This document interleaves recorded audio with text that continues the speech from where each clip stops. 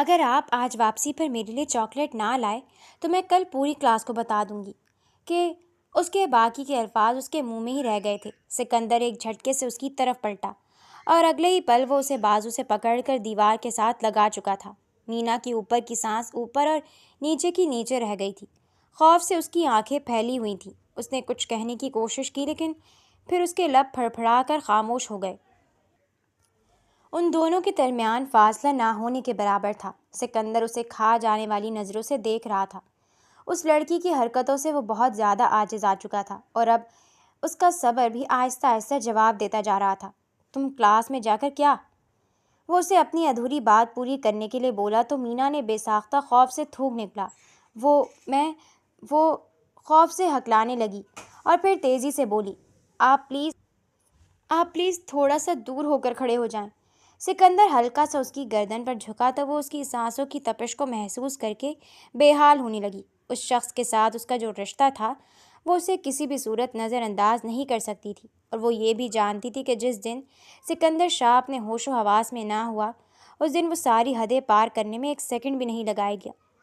اس کے پیچھے ہٹنے پر بھی سکندر اپنی جگہ سے 1 انچ بھی نہیں ہلا، بلکہ وہ اس کے مزید نزدیک ہو گیا۔ اس کے چہرے کی اڑی ہوئی رنگت کو دیکھ کر دل ہی دل میں محظوظ ہو رہا تھا۔ صرف ایک ہی طریقہ تھا جس سے وہ اس لڑکی کو کنٹرول کر سکتا تھا۔ اس نے مینا کی چھوٹی سی ناک کو اپنے ہاتھوں میں ہلکے سے دبایا اور اس کی آنکھوں پر پھونک مارتے ہوئے کھا جانے والے انداز میں کہا، میں تمہیں آخری بار وارننگ دے رہا ہوں، یہ فضول کی حرکتیں چھوڑ دو۔ دوبارہ اگر تم نے مجھے دھمکی دینے کی کوشش کی تو تمہارے ساتھ بہت برے طریقے سے پیش آؤں گا۔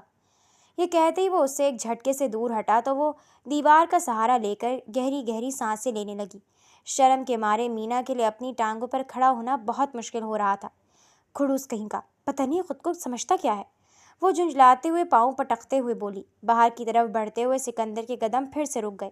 اس نے وہیں پر کھڑے ہو کر اپنی گردن موڑی تو مینا نے فوری دادی جان کے کمرے کی طرف دوڑ لگا دی، جبکہ سکندر تنفر سے اپنا سر جھٹکتا ہوا لمبے لمبے ڈگ بھرتا حویلی کے اندرونی حصے سے باہر نکل گیا۔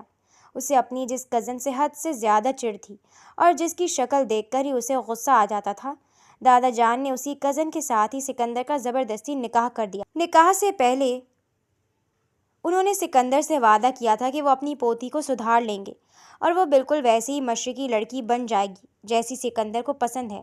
لیکن اب مینا صاحبہ نکاح کے بعد مکمل حویلی والوں کے ہاتھوں سے نکل گئی تھیں۔ اگر دادا جان اسے شرارت کرتے ہوئے پکڑ لیتے تو وہ پورے کانفیڈنس کے ساتھ جواب دیتی، دادا جان اب میں اپنے گھر بار کی ہو چکی ہوں، میں جو کچھ بھی کرتی ہوں اس کے لیے مجھے میرے شوہر کی طرف سے اجازت ہے۔ دادا جان اس کی حرکتوں پر بس چپ ہو کر رہ جاتے، کیونکہ یہ فیصلہ بھی انہوں نے خود ہی کیا تھا۔ یہ الگ بات تھی کہ کبھی کبھار انہیں بھی اپنے فیصلے پر پچھتاوا ہوتا تھا، لیکن اب کیا پچھتانا جب چڑیا چگ گئی کھیت۔ دوسری طرف اگر سکندر اسے ڈانٹ دیتا تو وہ برا منہ بناتے ہوئے کہتی، ابھی آپ نے رخصت ہی نہیں کی، جس دن رخصت کر کے مجھے اپنے ساتھ لے کر جائیں گے اس دن مجھ پر اپنے احکام لاگو کیجیے گا، فی الحال میں اپنے ماں باپ کی پابند ہوں۔ بس انہی 2 باتوں سے اس نے سب لوگوں کو چکرا دیا ہوا تھا۔ ابھی مینا دادی جان کے کمرے میں موجود تھی۔ اس نے دادی کا دوپٹہ اپنے ہاتھوں میں پکڑا تھا اور اپنے نادیدہ آنسو صاف کرنے کی کوشش میں ہلکان ہو رہی تھی۔ مینا کی امی نے فکر مندی سے اپنی بیٹی کی پریشان شکل کو دیکھا، جو کافی بولنے کا انتظار کر رہی تھی۔ آخر جھنجھلاتے ہوئے خود ہی بولنے پر مشغول ہو گئیں۔ یہ کیا ڈرامہ لگایا ہوا ہے تم نے؟ بتاتی کیوں نہیں ہو کہ کیا ہوا ہے؟ وہ کافی بیزار لہجے میں بولی تو مینا نے بھی تیکھے لہجے میں جواب دیا، ہراسمنٹ ہوئی ہے میرے ساتھ، میرا راستہ روکا گیا ہے، مجھے ڈرایا گیا ہے اور مجھے… بات کرتے کرتے وہ بالکل خاموش ہو گئی، کیونکہ اس کی نظر دروازے کے بیچوں بیچ کھڑے دادا جان پر جا کر اٹک گئی، جن کا چہرہ غصے کے مارے لال انگارہ ہو گیا تھا۔ ان کا بس نہیں چل رہا تھا کہ وہ اس انسان کی گردن اڑا دیں جس نے ان کی پوتی کے ساتھ یہ گھٹیا حرکت کرنے کی کوشش کی تھی۔ دادی جان اور کشمالہ صاحبہ کی بھی حالت خراب ہو گئی تھی۔ دادی نے فوری اسے اپنے سینے کے ساتھ لگایا اور اس کے چہرے کو پیار سے تھپکتے ہوئے کہا، میرے بچے کس نے کیا ہے؟ مجھے ابھی اور اسی وقت اس کا نام بتاؤ، تم دیکھو میں اس کے ساتھ کیا کرتی ہوں۔ ان کی آواز غصے کی وجہ سے کانپنے لگی۔ دادا بھی تیز تیز قدم اٹھاتے ہوئے اس کے قریب آ کر کھڑے ہو گئے۔ تب مینا نے پھر سے اپنے نادیدہ آنسوؤں کو انگلی کی مدد سے جھٹکتے ہوئے کہا، اور کون کر سکتا ہے آپ کے اس پوتے کے سوا جو خود کو نہ جانے کیا سمجھتا ہے، جب بھی اس کا دل کرتا ہے میرا راستہ روک لیتا ہے اور مجھے دیوار کے ساتھ کشمالہ بیگم کو ساری کہانی پل بھر میں ہی سمجھ آ گئی۔ انہوں نے فوری اپنے بیٹی کے لبوں پر اپنے ہاتھ مضبوطی سے جمائے اور اسے آنکھوں ہی آنکھوں سے خاموش ہونے کا اشارہ کیا۔ دادا جان ابھی بھی نہیں سمجھے تھے۔ کون کزن؟ مجھے بتاؤ کس کی بات کر رہی ہو تم؟ اور بہو، تم بیٹی کو کیوں خاموش کروا رہی ہو؟ یہ حرکت نظر انداز کیے جانے کے قابل بالکل بھی نہیں ہے۔ دادا کا پٹھان خون جوش میں آ رہا تھا۔ جب ان کی پوتی صاحبہ نے سکندر یعنی اپنے شوہر کا نام لیا تو ایک پل کے لیے دادا کا دل چاہا کہ وہ اپنے بال زور زور سے کھینچنا شروع کر دیں۔ انہیں کم از کم اس سے اس قدر بے وقوفی کی امید نہیں تھی۔ وہ جتنے غصے سے کمرے میں داخل ہوئے تھے، اب اس سے کئی گنا زیادہ شرمندہ ہو کر کمرے سے باہر نکلے تھے۔ کشمالہ بیگم نے فوری اپنی بیٹی کا بازو مضبوطی سے اپنے ہاتھوں میں دبوچا اور غصے سے جھٹکتے ہوئے بولی، یہ کیا فضولیات بکتی رہتی ہو تم؟ میں نے 1000 بار سمجھایا تمہیں، بولنے سے پہلے سوچ لیا کرو۔ امی، میں نے کون سا کچھ غلط کہا ہے؟ وہ مجھے ڈرا رہا تھا اور مجھے چھونے۔ بکواس بند کرو، شوہر ہے وہ تمہارا۔ غلطی ساری میری ہے، مجھے اس عمر میں تمہارا نکاح نہیں کرنا چاہیے تھا۔ مجھے تمہارے دماغی حالت کے بارے میں اندازہ ہونا چاہیے تھا۔ وہ جھنجھلاتے ہوئے اٹھ کر وہاں سے چلی گئی۔ دادی نے بھی تعصب سے سر جھٹکتے ہوئے اپنی پوتی کو دیکھا، جن سے کم از کم انہیں اس بے وقوفی کی بالکل بھی امید نہیں تھی۔ انہوں نے اسے سختی سے منع کیا تھا کہ باقی کسی اور کے سامنے جا کر اس طرح کی فضولیات اپنے منہ سے مت نکالنا، ورنہ سب لوگ تمہارا مذاق اڑائیں گے۔ وہ غصے سے اٹھ کر اپنے کمرے میں چلی گئی۔ دل ہی دل میں وہ سب کو کوس رہی تھی جو اس کے جذبات کو سمجھنے کی کوشش نہیں کر رہے تھے۔ بقول اس کے ہٹلر کے ساتھ اس کا نکاح کر کے حویلی والوں نے اس کے اوپر ایک بہت بڑا ظلم کیا تھا، جس پر وہ کبھی بھی انہیں معاف نہیں کر سکتی تھی۔ وہ اپنے کمرے کی بالکنی میں کھڑی تھی اور ابھی بھی سکندر کے بارے میں ہی سوچ رہی تھی۔ اسے اپنے بازوؤں پر اس کا لمس محسوس ہو رہا تھا اور درد ہلکی ہلکی لہریں بھی اٹھ رہی تھیں۔ اسی وقت اس کا موبائل بجا۔ اسکرین پر منتہا کا نمبر جگمگا رہا تھا، جو کہ اس کی یونیورسٹی فیلو تھی۔ بچپن کی دوست ہونے کے ساتھ ساتھ وہ اس کی کرائم پارٹنر بھی تھی۔ اگلے ہی پل اس نے موبائل اپنے کان کے ساتھ لگایا۔ دوسری طرف سے منتہا کی گھبرائی ہوئی آواز اس کے کان میں پڑی، یار غضب ہو گیا ہے۔ ابھی جو کچھ میں نے دیکھا ہے، اگر اس کے بارے میں تجھے پتہ چل جائے تو پوری دنیا کو آگ لگا دے۔ یہ پہیلیاں بجھانا بند کرو اور مجھے بتاؤ کہ آخر تم نے ایسا کیا دیکھ لیا ہے؟ وہ سخت بیزار لہجے میں بولی۔ ابھی دادی جان کے ہاتھوں ذلیل ہو کر وہ بہت بدمزہ ہوئی تھی۔ اسے لگ رہا تھا کہ دادی جان اپنے پوتے کو رگڑا دیں گی، لیکن انہوں نے اسے سمجھا کر واپس بھیج دیا تھا کہ وہ تمہارا شوہر ہے اور اپنی پرسنل چیزیں کسی اور کے ساتھ شیئر کرنا ایتھکس کے بالکل خلاف ہے۔ وہ دل ہی دل میں سکندر کو کوسنے لگی تھی۔ جب وہ اسے شوہر سمجھتی ہی نہیں تھی تو پھر یہ ایتھکس کہاں سے بیچ میں آ گئے؟ جس دن اس کا نکاح ہوا تھا اسی دن ہی اس نے دل میں تہیہ کر لیا تھا کہ وہ اس انسان سے جان چھڑوا کر ہی رہے گی اور اسے اتنا تنگ کرے گی کہ وہ خود ہی اسے چھوڑنے پر مجبور ہو جائے گا۔ تب سے لے کر اب تک وہ اسی مشن پر لگی ہوئی تھی کہ ابھی منتہا نے کال کر کے اس کی سوچوں میں ہلچل ڈال دی اور اسے پھر سے حقیقت کی دنیا میں پٹخ دیا۔ یار، یہاں پر تمہارا شوہر ایک لڑکی کے ساتھ ڈیٹ مار رہا ہے۔ قسم سے اسے تو ذرا بھی شرم نہیں آتی۔ مینا کو تو ایک لمحے کے لیے اپنے کانوں پر یقین ہی نہیں آیا۔ اسے لگ رہا تھا کہ منتہا اس کے ساتھ مذاق کر رہی ہے، کیونکہ جس حد تک وہ اپنے شوہر سے واقف تھی، اتنا تو اسے بھی اندازہ تھا کہ وہ کسی بھی عام لڑکی کو منہ لگانا پسند نہیں کرتا۔ جب مینا نے منتہا سے بھی یہی کہا تو وہ اسے ویڈیو کال پر لے کر سکندر کا دیدار کروانے لگی، جو کہ ابھی تھوڑی دیر پہلے ہی حویلی سے نکلا تھا اور یونیورسٹی پہنچتے ہی وہاں پر ایک لڑکی کے ساتھ بیٹھ کر خوش گپیوں میں مشغول ہو گیا تھا۔ اسکرین پر سکندر کا مسکراتا ہوا چہرہ دیکھ کر وہ غصے سے تپ گئی۔ اب بھی اور اسی وقت اس کی ساری تصویریں لو اور مجھے سینڈ کرو۔ تم وہیں پر ہی میرا ویٹ کرنا، میں تھوڑی دیر میں یونیورسٹی پہنچ رہی ہوں۔ اس نے اپنے اور سکندر کے نکاح کے بارے میں صرف منتہا کو ہی بتا رکھا تھا، کیونکہ وہ لڑکی بچپن سے ہی اس کے ساتھ تھی اور اعتماد والی تھی۔ اس کے علاوہ یونیورسٹی میں کسی کو بھی اس کے اور سکندر کے نکاح کی کانوں کان خبر نہیں تھی۔ 15 منٹ کی ریش ڈرائیونگ کے بعد وہ اپنی اسکوٹی پر یونیورسٹی کے دروازے میں داخل ہوئی، لیکن پہنچتے ہی اس کی ٹکر عرفان عرف چشمش سے ہو گئی، جس کی اداؤں کو دیکھ کر کبھی کبھار تو اسے کنفیوژن ہو جاتی تھی کہ عرفان ہے یا پھر عارفہ۔ پھر وہ اپنی ہی سوچوں پر لعنت بھیج کر اپنے کانوں کو ہاتھ لگاتی۔ عرفان ٹکر لگنے کے بعد زمین پر ہی بیٹھ گیا اور لڑکیوں کی طرح اپنا سر دونوں ہاتھوں میں پکڑ کر واویلا مچانے لگا۔ مینا کا ارادہ اسے نظر انداز کر کے فوری کینٹین پہنچنے کا تھا، جہاں پر اس کا شوہر کسی اور کے ساتھ رنگ رلیاں منا رہا تھا، اور یہ اس کے پاس سنہری چانس تھا کہ وہ اسے رنگے ہاتھوں پکڑتی۔ وہ ایک پل کے لیے بھول گئی تھی کہ یہاں پر اس کے لیے ممنوع تھا کہ وہ کسی کو بھی اپنے اور سکندر کی حقیقت کے بارے میں بتائے۔ عرفان صاحب نے اتنا زیادہ شور مچایا کہ تقریباً پوری یونیورسٹی ہی وہاں پر جمع ہو گئی۔ وہ وہاں پر اپنے شوہر کو رنگے ہاتھوں پکڑنے کے لیے گئی تھی اور اب اس کا شوہر تماشا دیکھنے کے لیے وہاں پر آ گیا، اور جس لڑکی کے ساتھ وہ بیٹھا ہوا تھا وہ بھی وہاں سے بوتل کے جن کی طرح غائب ہو گئی۔ بیچاری منتہا کی نظریں اس کے پیچھے بھٹکتی رہیں، لیکن وہ یوں غائب ہوئی جیسے کبھی وہاں پر تھی ہی نہیں۔ دوسری طرف سکندر اب اپنی منکوہا کے سر پر کھڑا اسے کھا جانے والی نظروں سے دیکھ رہا تھا، جو ابھی تک اپنی اسکوٹی پر ہی سوار تھی، اور قریبی ڈسپلن کا ہیڈ کھڑا اس کے ساتھ بحث کر رہا تھا۔ میڈم صاحبہ، آپ نے ڈسپلن کو بریچ کیا ہے۔ آپ کو اس حصے میں اپنی اسکوٹی لانے کی اجازت نہیں تھی۔ اب آپ کو یہ اسکوٹی ہمارے حوالے کرنی ہوگی جب تک آپ کے گھر سے آپ کے پیرنٹس نہیں آتے۔ اوہ، جب تک آپ مجھے ان کے سامنے ہی ایک اپالوجی لیٹر لکھ کر نہیں دیتی تب تک آپ کو اسکوٹی نہیں ملے گی۔ وہ مسلسل یہی باتیں کر رہا تھا، جبکہ مینا اس کی باتیں کان سے سن کر دوسرے کان سے نکال رہی تھی، اور ساتھ ساتھ وہ اپنی آنکھوں سے سامنے کھڑے اسٹوڈنٹس کو سائڈ پر ہونے کا اشارہ کر رہی تھی، کیونکہ ابھی اور اسی وقت اس کا سب سے اہم مقصد اس یونیورسٹی سے نکلنے کا تھا۔ اس وقت وہ جس شخص کو پکڑنے کے لیے آئی تھی اس نے مینا کو ایک اور غلطی کرتے ہوئے رنگے ہاتھوں پکڑ لیا تھا۔ سر، آپ پلیز تھوڑا سا سائڈ پر ہو کر کھڑے ہوں۔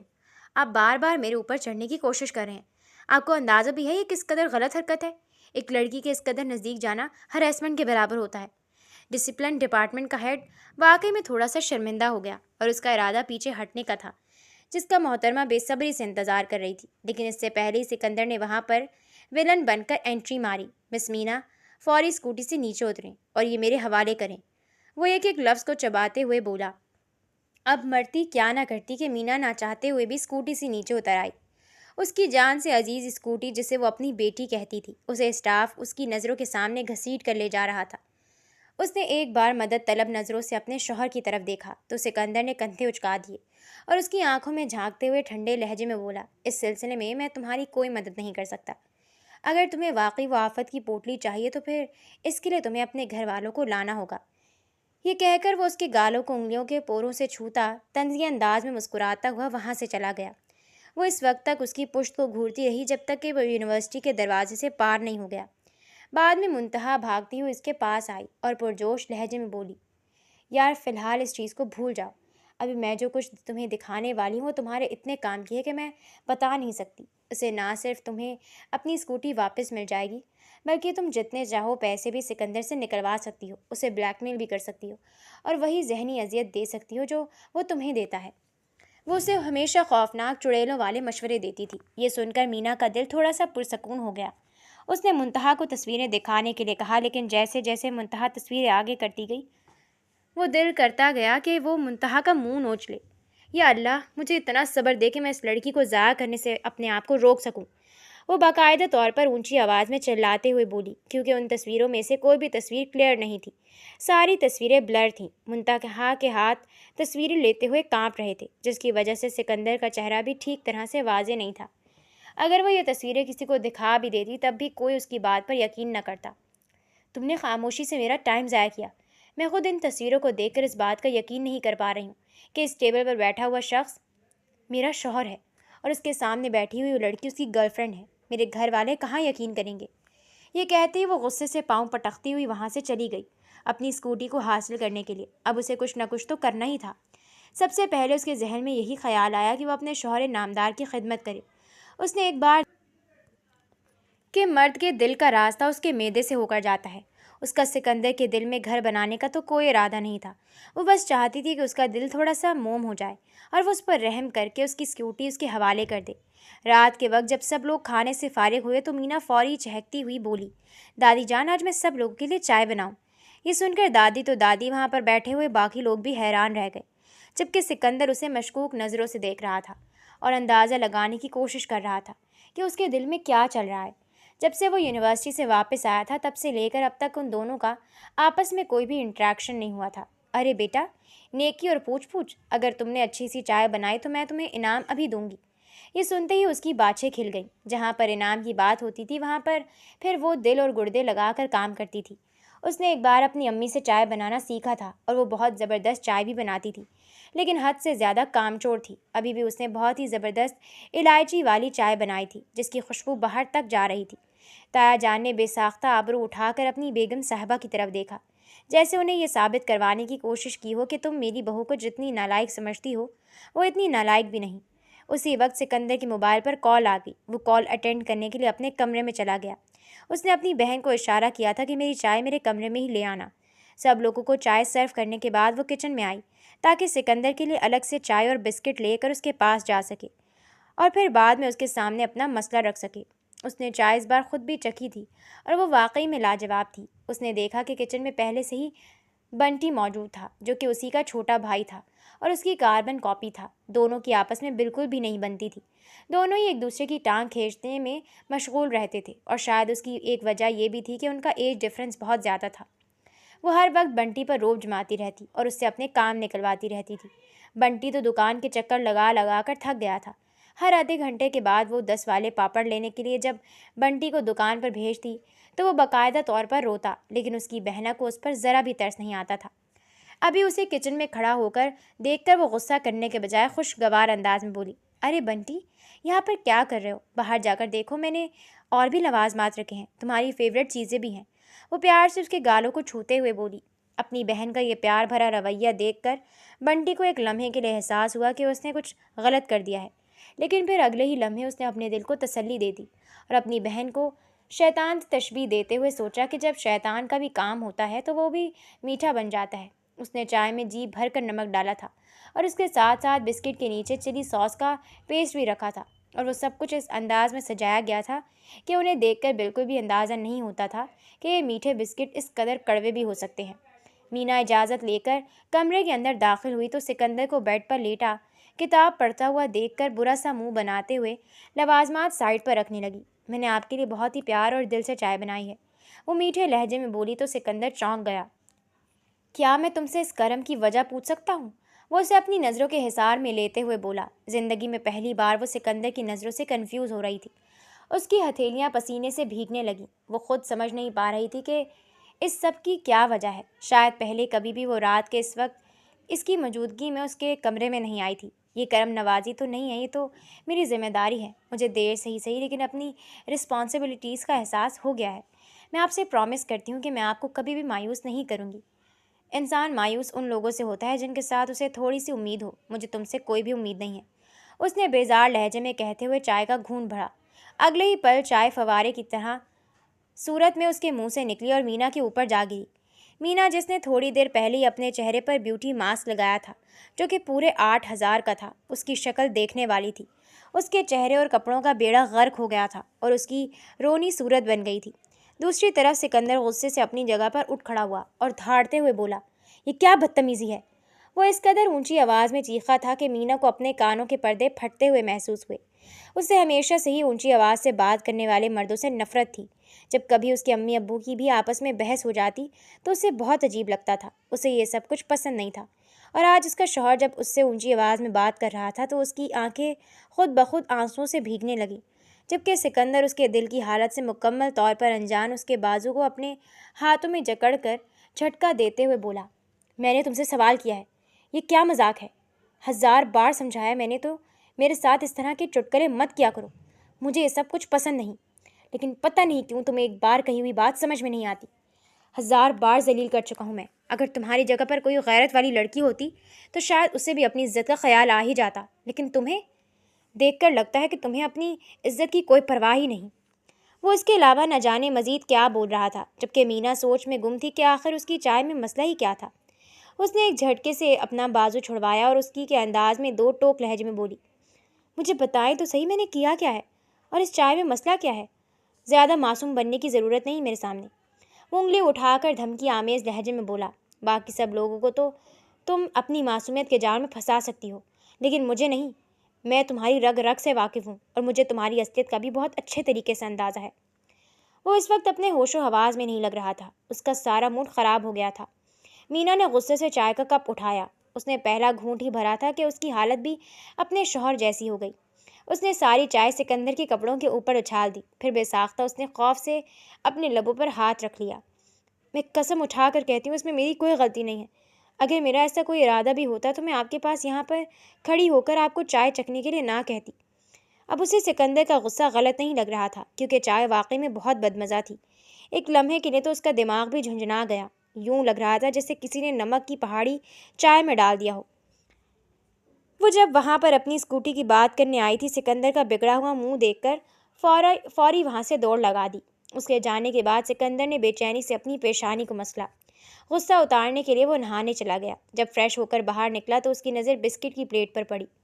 اسے میٹھا بہت پسند تھا، لیکن جیسے اس نے پہلا بسکٹ منہ میں ڈالا، اس کے چہرے کے زاویے ایک بار پھر سے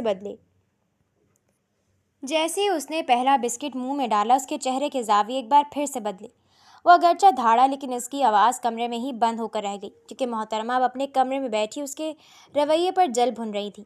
اس کے ساتھ ساتھ اس نے بنٹی سے بھی اپنا حساب کتاب برابر کرنے کی کوشش کی، لیکن وہ حد سے زیادہ چلاک انسان اپنے کمرے کا دروازہ بند کر کے بیٹھا ہوا تھا، کیونکہ وہ جانتا تھا کہ اس نے کیا کیا ہے۔ مینا نے کافی دیر تک اسے پیار سے بھی مخاطب کیا، لیکن بنٹی نے اس کی باتوں پر یقین کر کے دروازہ نہیں کھولا۔ اسے معلوم تھا کہ ادھر وہ دروازہ کھولے گا اور ادھر وہ اس کے بالوں کا شکار کرے گی۔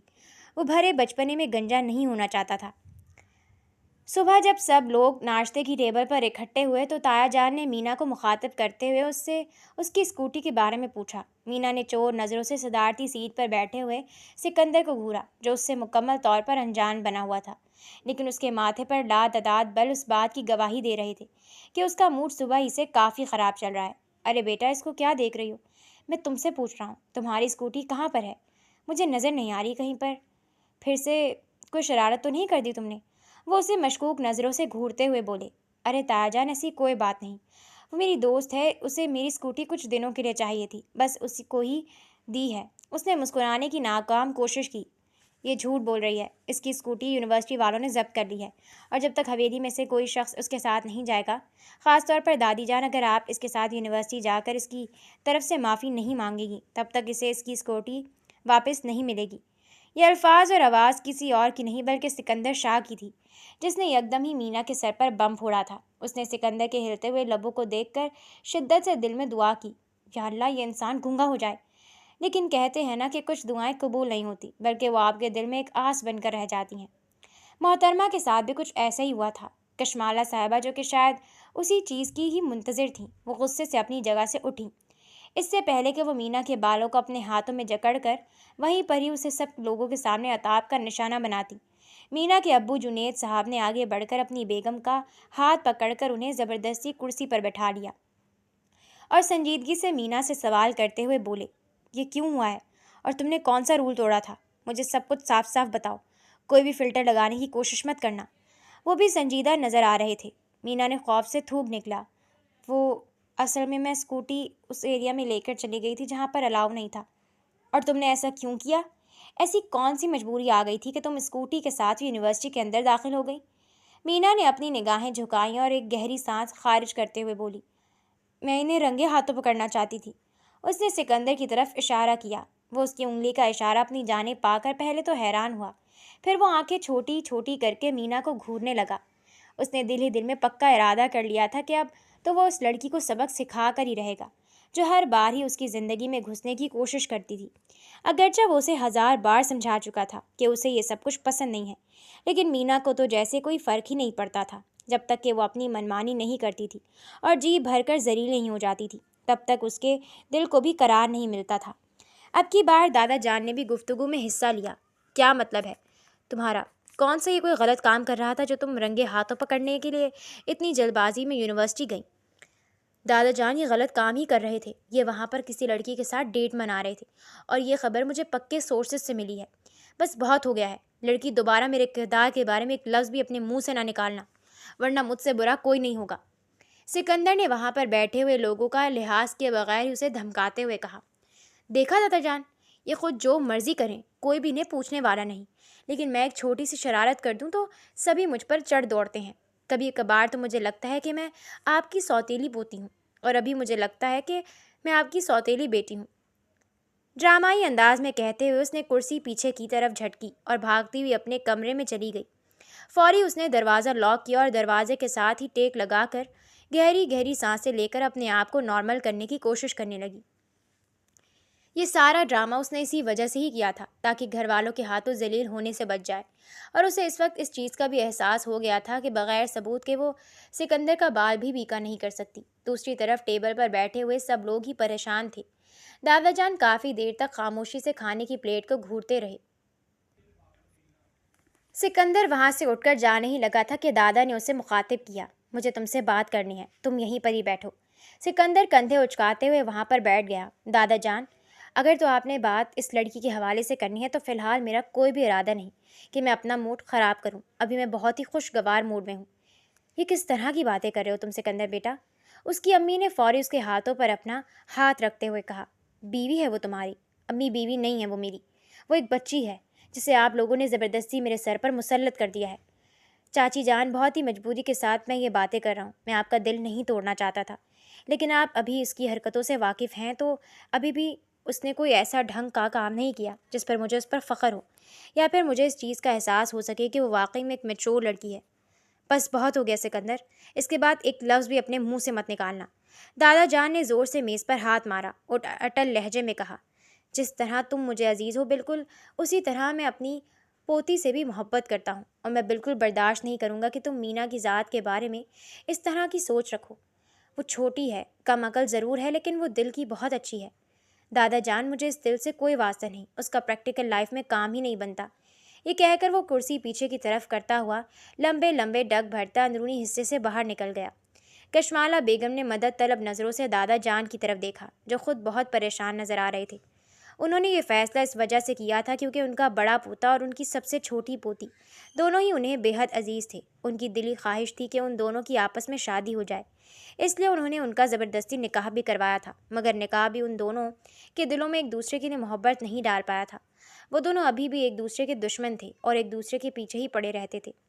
کشمالہ بیگم اپنی بیٹی کی حرکتوں سے عاجز تو تھیں، لیکن اب انہیں اپنی بیٹی کے لیے پریشانی بھی ہو رہی تھی۔ وہ اسے کسی بھی صورت ایک ایسے شخص کے حوالے نہیں کر سکتی تھی جو ان کی بیٹی کی قدر کرنا جانتا ہی نہیں تھا۔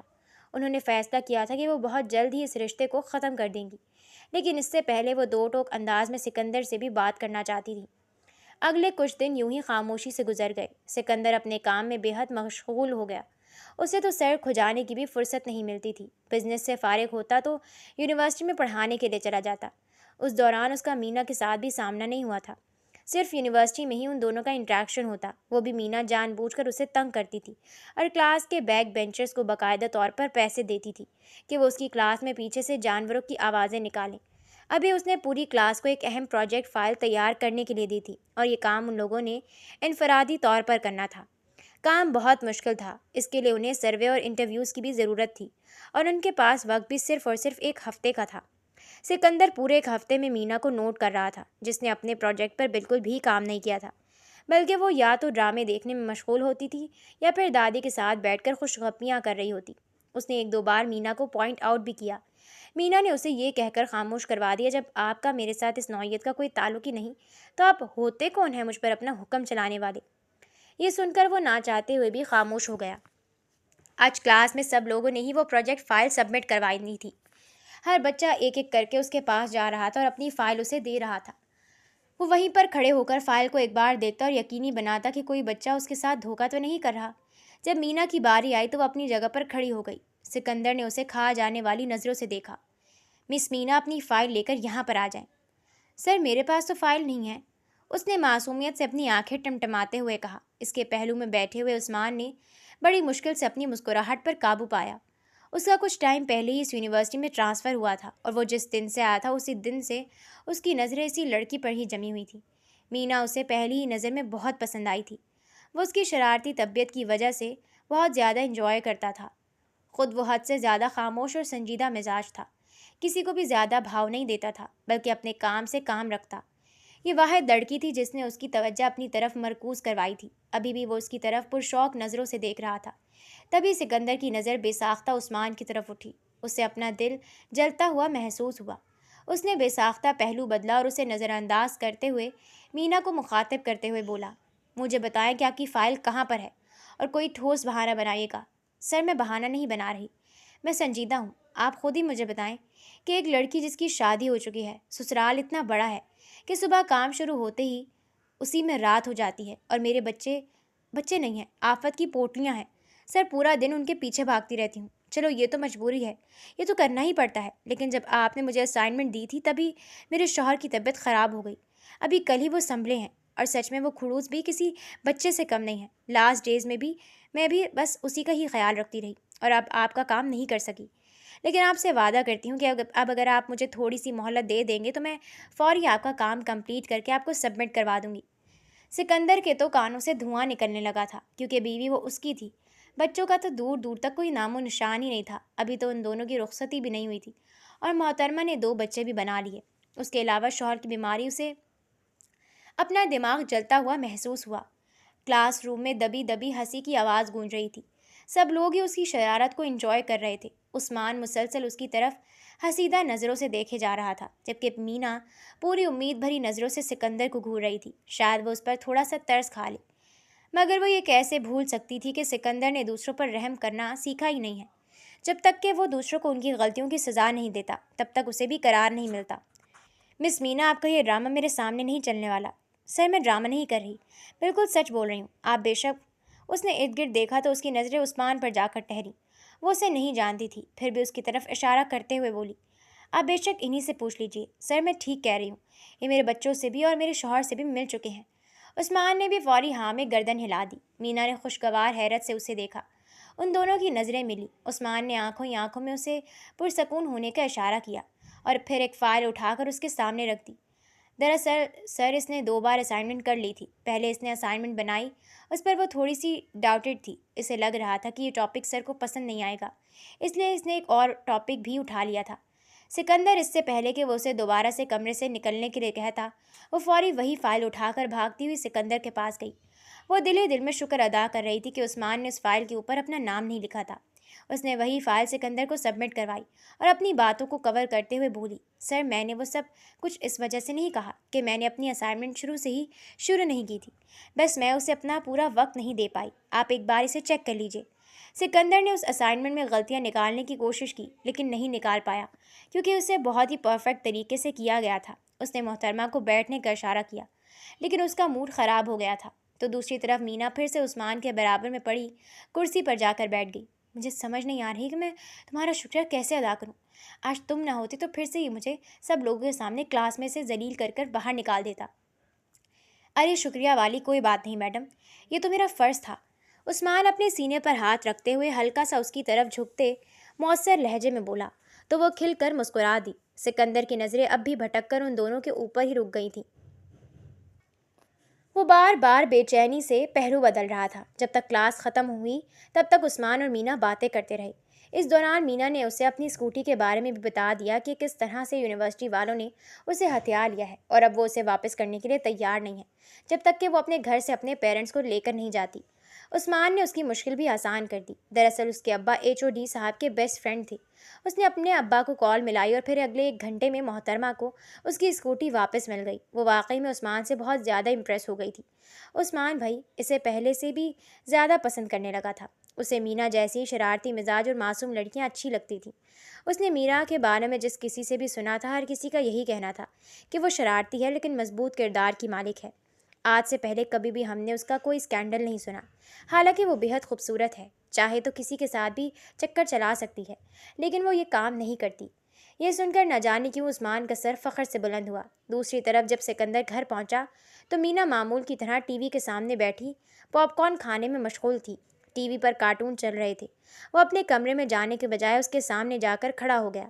مینا نے ناگواری سے اس کے چہرے کو گھورا اور ہاتھ کے اشارے سے اسے سائڈ پر ہونے کے لیے کہا۔ جب وہ اپنی جگہ سے 1 انچ بھی نہیں ہلا تو وہ تنگ ہوتے ہوئے بولی، کیا کر رہے ہیں آپ؟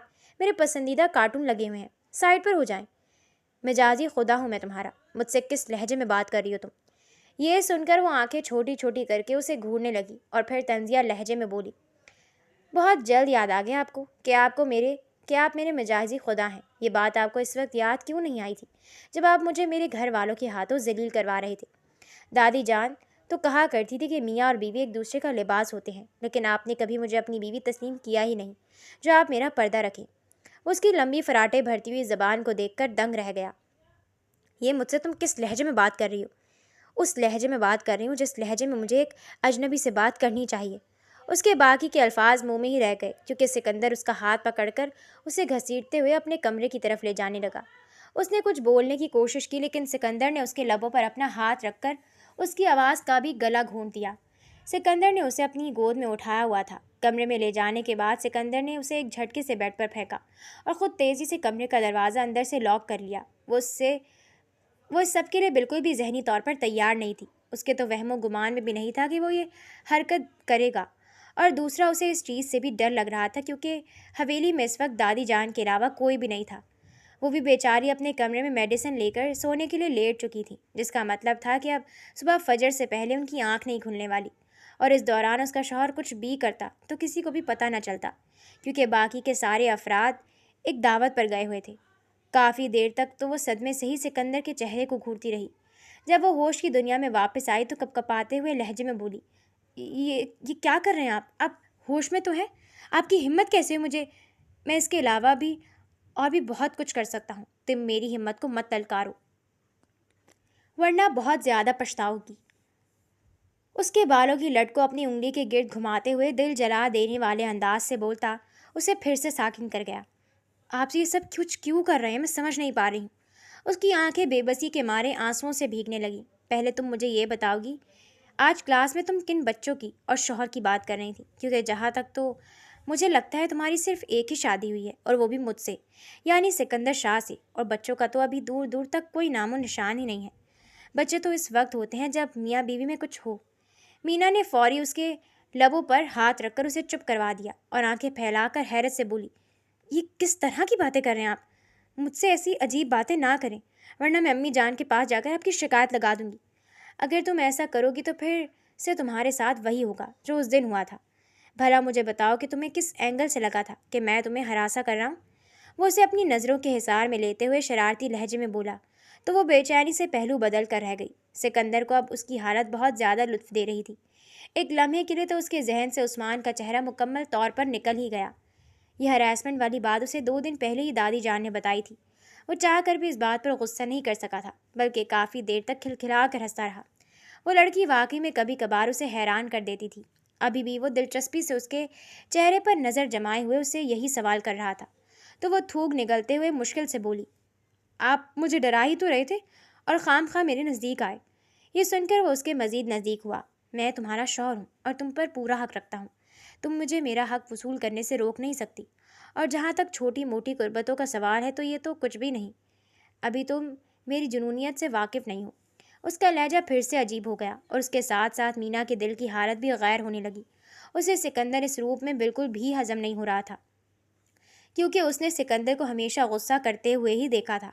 अभी उसका मीठे अंदाज में बातें करना और बार बार उसे ये बात जताना कि वो उसका शौहर है, वो समझ नहीं पा रही थी। चंद लम्हे उसी जगह पर खामोशी में ही गुजर गए। फिर सिकंदर अपनी मतलब की बात पर आया। आज तुम किस लड़के के साथ थी? क्या मैंने आपसे ये बात पूछी थी? क्या आप उस लड़की के साथ डेट मना रहे थे? लेकिन तुम वो देखने के लिए तो वहाँ पर पहुँच ही गई थी ना? वो फौरी जवाब देते हुए बोला तो वो बिल्कुल खामोश हो गई। आपको कोई हक नहीं है कि आप मुझसे मेरी पर्सनल लाइफ के बारे में सवाल करें, क्योंकि आपने खुद ही दादा जान से ये बात कही थी कि आप इस रिश्ते को मानते ही नहीं। और वैसे भी अम्मी ने फैसला कर लिया है कि बहुत जल्द वो इस रिश्ते को ख़त्म कर देंगी। सिकंदर की आंखें यकदम ही गुस्से के मारे लाल अंगारा हो गई। उसका बस नहीं चल रहा था कि वो सामने बैठी इस लड़की की गर्दन मोड़ दे, जिसके अल्फाज उसे अपने दिल पर खंजर की तरह चुभते हुए महसूस हो रहे थे। ये बात सच थी कि वो उसकी हरकतों से आ जाता था और गुस्से में आकर बहुत ज़्यादा बोल जाता था, लेकिन इसका मतलब ये हरगिज़ नहीं था कि वो उससे नफ़रत करता था। शुरू से ही उसने अपना नाम मीना के नाम के साथ ही सुना था और वो उसे अपनी बीवी भी तस्लीम करता था। लेकिन फिर से वही बात आ जाती कि मीना शरारतें इस कदर करती थी कि वो बहुत ज़्यादा तंग आ जाता था। लेकिन अभी जब उसने उसे उस्मान के साथ हंसते हुए देखा तो उसे शिद्दत से एहसास हुआ कि चाहे वो कितनी ही शरारतें और मनमानियाँ क्यों ना कर ले, वो कभी भी उससे दस्तबरदार नहीं हो सकता और मीना के साथ किसी और शख्स का तसव्वुर भी नहीं कर सकता। वो बस यही चीज़ क्लियर करने के लिए आज उसे अपने पास लाया था। देखो, मैं जानता हूँ कि हमारे आपस के ताल्लुकात कभी भी अच्छी नीयत के नहीं रहे और इसमें गलती कहीं ना कहीं मेरी ही थी। सारी गलती आपकी ही है। मीना ने उसकी बात काटते हुए फिर से कहा, तो वो अपनी आंखें बंद करके अपने गुस्से पर काबू पाने की कोशिश करने लगा, क्योंकि जब भी कोई उसकी बात काटता था तो उसका बीपी हाई हो जाता था। अभी फ़िलहाल वो उस लड़की पर गुस्सा नहीं करना चाहता था। देखो मीना, अगर तुम खुद मुझसे इस लड़की के बारे में पूछती तो मैं तुम्हें बता देता। वो मेरे दोस्त की बहन थी और यूनिवर्सिटी में मेरे पास मदद के लिए आई थी। मेरे दोस्त का कुछ महीनों पहले ही कार एक्सीडेंट में इंतकाल हुआ था। उसकी अम्मी को कैंसर था। गलती मेरी थी जो मैंने دوست کی وفات کے بعد اس کے گھر والوں کی خبر ہی نہیں لی، تو وہ لڑکی مجبور ہو کر میرے پاس آئی۔ وہ میرے لیے میری بہنوں جیسی ہے۔ میں نے بس اس کی مدد کی تھی، اور اس کے بعد میرا اب تک اس سے کوئی بھی رابطہ نہیں ہوا۔ اسی نے مجھے ایک بار کال کر کے بتایا تھا کہ اب اس کی امی کی صحت ٹھیک ہو گئی ہے۔ مینا نے جب یہ سنا تو اس کا دل ایک دم سے ہی سکون میں آ گیا۔ لگ رہا تھا جیسے کسی نے اس کے جلتے ہوئے دل پر ٹھنڈا پانی ڈال دیا ہو۔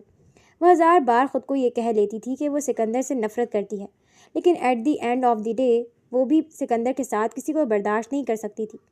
اس کی خاموشی کو نوٹ کرتے ہوئے سکندر مزید بولا، میں بس یہ چاہتا ہوں کہ ہم دونوں کے آپس کے تعلقات اچھے ہو جائیں۔ یہ اسی وقت اچھے ہوں گے جب آپ سدھر جائیں گے اور آپ بالکل ویسے ہی ایکٹ کریں گے جیسا میں چاہتی ہوں۔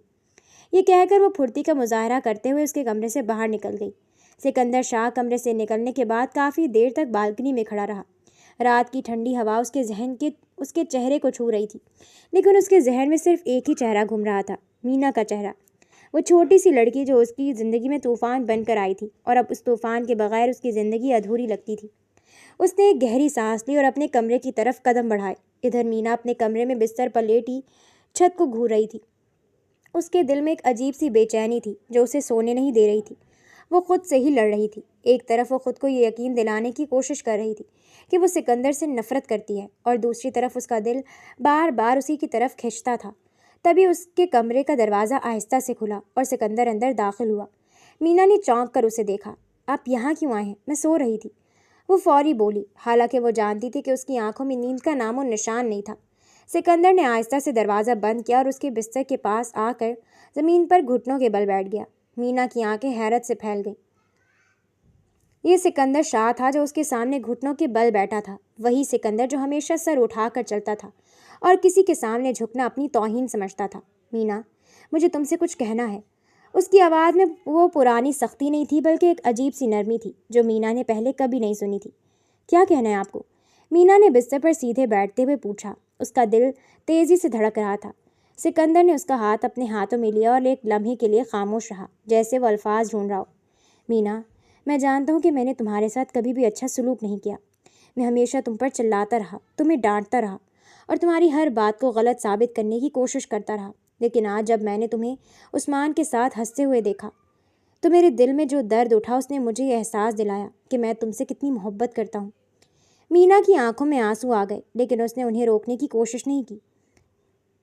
آپ کو میری محبت کا احساس تب ہوا جب آپ نے مجھے کسی اور کے ساتھ دیکھا، اس نے لرزتی ہوئی آواز میں کہا۔ سکندر نے اس کے ہاتھ کو اور مضبوطی سے تھام لیا۔ ہاں مینا، اور یہ میری سب سے بڑی غلطی تھی کہ میں اتنی دیر سے سمجھا۔ تم میری زندگی میں آئی اور میں نے تمہاری قدر نہیں کی۔ تم شرارتیں کرتی تھیں، میں تم پر غصہ ہو جاتا تھا، لیکن میں نے کبھی یہ نہیں سوچا کہ ایک لڑکی جو کسی سے محبت کرتی ہے وہ اس کی توجہ حاصل کرنے کے لیے کیا کچھ نہیں کرتی۔ مینا کا دل پگھل رہا تھا، لیکن وہ ابھی بھی خود کو مضبوط دکھانے کی کوشش کر رہی تھی۔ تو اب کیا چاہتے ہیں آپ؟ سکندر نے اس کی آنکھوں میں دیکھا جہاں آنسو چھلکنے کو تیار تھے۔ میں چاہتا ہوں کہ تم مجھے معاف کر دو مینا۔ میں چاہتا ہوں کہ ہم نئے سرے سے شروع کریں۔ میں وعدہ کرتا ہوں کہ اب میں وہ سکندر نہیں رہوں گا جو تم پر چلاتا تھا، بلکہ میں وہ سکندر بنوں گا جس کا تم نے ہمیشہ خواب دیکھا تھا۔ مینا کے آنسو اب رکنے کا نام نہیں لے رہے تھے۔ آپ کو پتہ ہے میں نے کتنے سالوں سے الفاظ سننے کا انتظار کیا ہے؟ آپ کو پتہ ہے میں نے آپ کی توجہ حاصل کرنے کے لیے کتنی شرارتیں کی، کتنی بار ڈانٹ کھائی، کتنی بار ذلیل ہوئی، لیکن آپ نے کبھی نہیں سمجھا۔ سکندر اٹھ کر اس کے پاس بیٹھ گیا اور آہستہ سے اس کے آنسو پوچھے۔ اب میں سمجھ گیا ہوں مینا، اور اب میں تمہیں کبھی تنہا نہیں چھوڑوں گا۔ مینا نے اس کی طرف دیکھا۔ اس کی آنکھوں میں وہ سکندر نظر آ رہا تھا جس سے وہ محبت کرتی تھی، وہ سکندر جو سخت خول کے اندر چھپا ہوا تھا اور آج پہلی بار باہر نکلا تھا۔ آپ سچ کہہ رہے ہیں نا؟ اس نے معصومیت سے پوچھا تو سکندر ہلکا سا مسکرایا۔ کبھی جھوٹ بولا ہے میں نے؟ مینا نے ناک چڑھائی۔ ہاں بولا ہے، جب آپ نے کہا تھا کہ آپ کو میری کوئی پرواہ نہیں۔ سکندر نے کھل کر ہنسا، اور پہلی بار مینا کو اس کی ہنسی اتنی اچھی لگی۔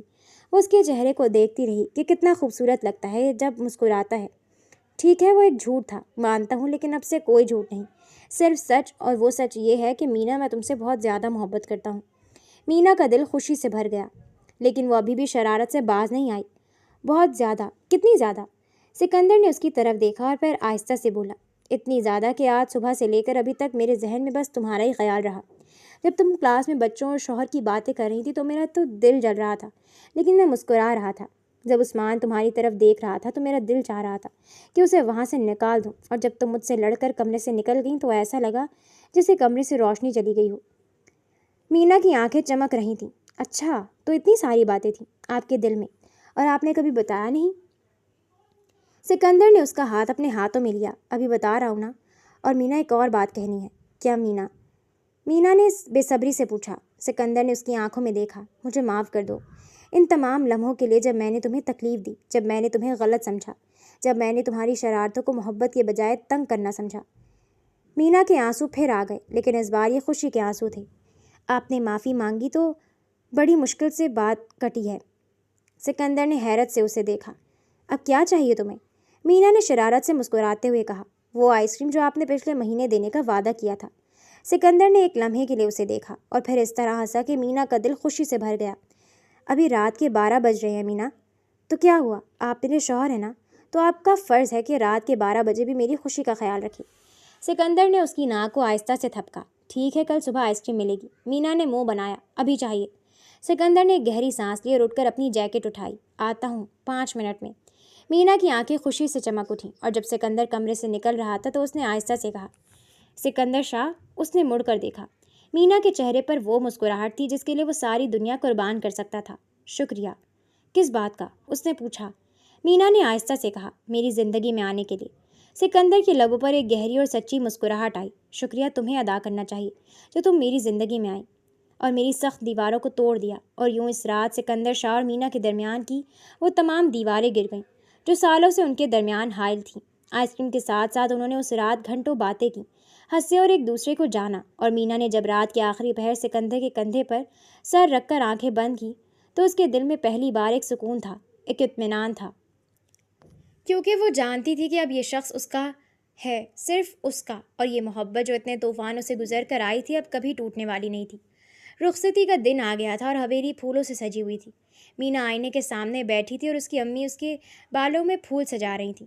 مینا کی آنکھوں میں آنسو تھے، لیکن اس کے لبوں پر مسکراہٹ بھی تھی۔ کشمالہ بیگم نے اپنی بیٹی کا چہرہ اپنے ہاتھوں میں لیا اور پیار سے بولی، میری بچی خوش رہنا۔ مینا نے ان کے گلے لگ کر خوب رویا۔ جب وہ باہر نکلی تو سکندر دروازے پر کھڑا تھا۔